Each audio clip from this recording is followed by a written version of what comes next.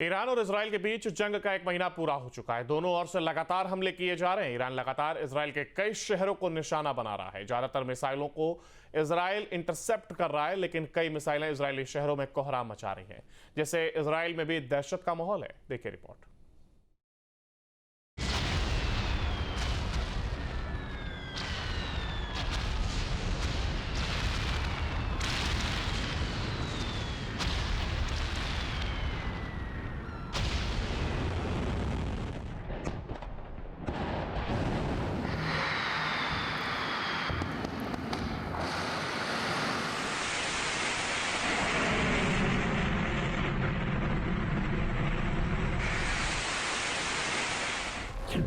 Israel के खिलाफ IRGC की 84वीं लहर।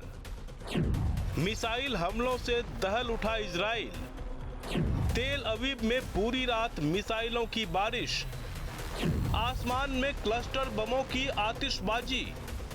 ईरान की बारूदी लहर। पश्चिम एशिया में कहर। ये आधी रात का मंजर है, लेकिन रोशनी ऐसी जैसे दिन निकल आया हो।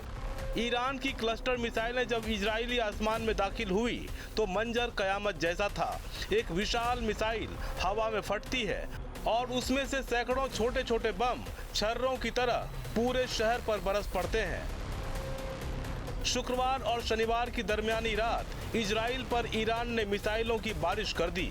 हालांकि ज्यादातर मिसाइलों को इजरायली एयर डिफेंस सिस्टम ने हवा में ही नेस्तनाबूद कर दिया, लेकिन जब एयर डिफेंस सिस्टम ओवरलोड हुआ तो कई मिसाइलों ने इजराइल के अलग अलग शहरों में कोहराम मचाया। सेंट्रल इजराइल में 6 जगहों पर मिसाइल अटैक। तेल अवीव के रिहायशी इलाके में गिरी ईरानी मिसाइलें।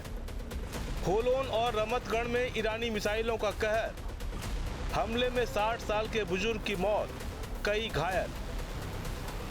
हमले के दौरान कुछ लोगों के घायल होने की भी खबर है, जिन्हें इजरायली हेल्थ डिपार्टमेंट ने तुरंत अस्पताल पहुंचाया। इस दौरान सड़क पर काफी देर तक अफरा तफरी मची रही।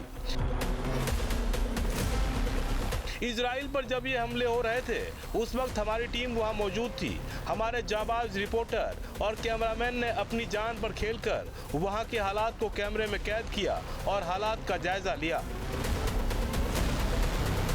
आप देखिए कि अभी भी इस इलाके को बंद करके रखा गया है। वो इसलिए रखा गया है क्योंकि अंदर क्लस्टर बम हो सकते हैं।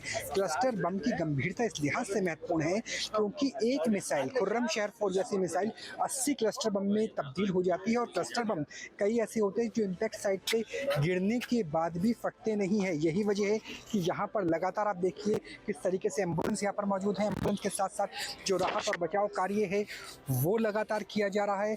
कोशिश इस बात की है कि इस इम्पैक्ट साइट को जल्दी से जल्दी जितना हो सके उतना क्लीन अप किया जाए, उतना साफ किया जाए। एक व्यक्ति की मौत हो चुकी है जो 60 साल से ऊपर के थे, यानी सीनियर सिटीजन थे, और वो बॉम्ब शेल्टर तक पहुंच ही नहीं पाए।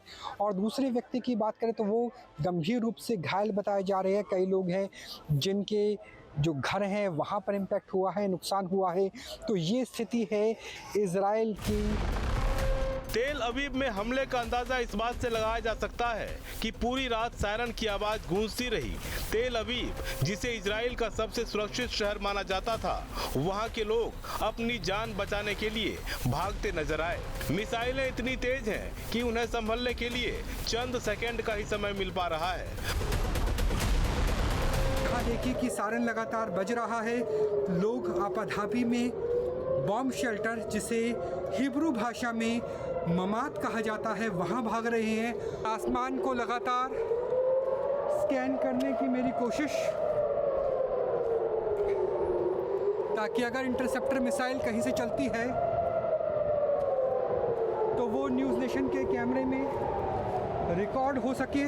किसी भी पल इंटरसेप्टर्स नज़र आ सकते हैं। और वो देखिए इंटरसेप्टर आसमान में। ओ, ये तो मिराज है और ये ठीक मेरे ऊपर ही आ रहा है, यानी किसी भी पल ज़मीन पर गिर सकता है। ये है मिराज ऑफ मिसाइल्स जो किसी भी पल गिर सकती है।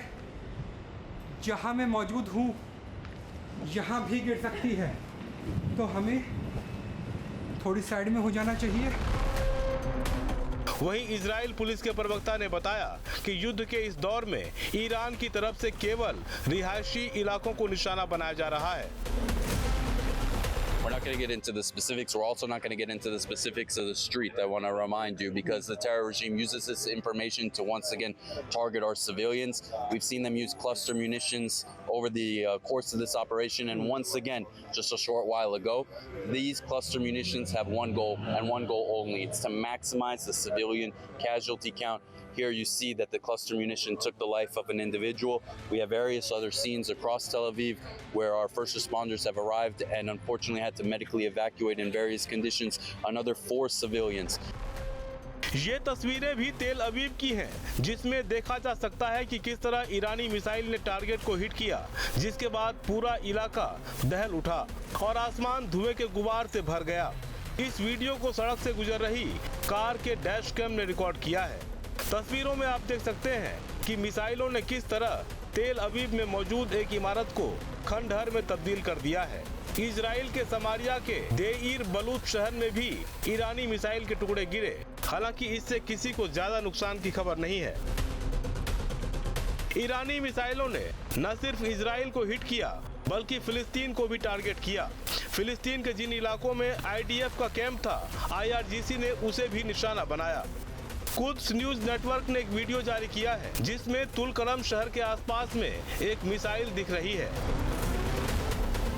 दावा है कि ईरान ने मिसाइल फिलिस्तीन में मौजूद इजरायली बलों को निशाना बनाकर दागा था।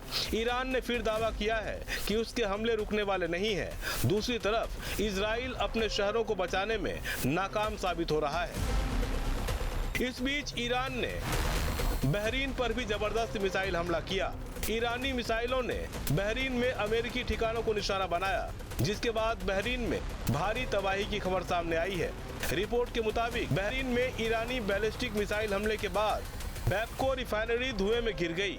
मिसाइल हमले के बाद रिफाइनरी परिसर में आग लग गई। बहरीन के गृह मंत्रालय ने रिफाइनरी परिसर में आग लगने की पुष्टि की है। उधर इजराइल के खिलाफ हूती विद्रोहियों के भी एक्टिव होने की खबर है। इजराइल पर हूती विद्रोहियों ने बैलिस्टिक मिसाइल से हमले किए। हमलों की जिम्मेदारी लेते हुए हूती ने कहा कि आईडीएफ के संवेदनशील सैन्य ठिकानों को निशाना बनाया गया है। हूती ने लक्ष्य प्राप्ति तक हमले जारी रखने की बात कही है। हालांकि इजराइल ने दावा किया कि हूती के मिसाइलों को हवा में ही मार गिराया गया।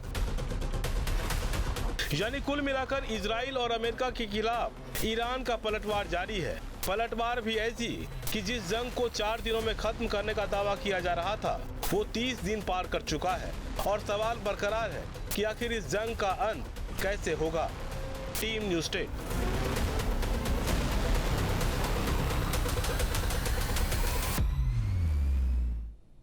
आपके मोबाइल पर तुरंत आएगी ब्रेकिंग न्यूज।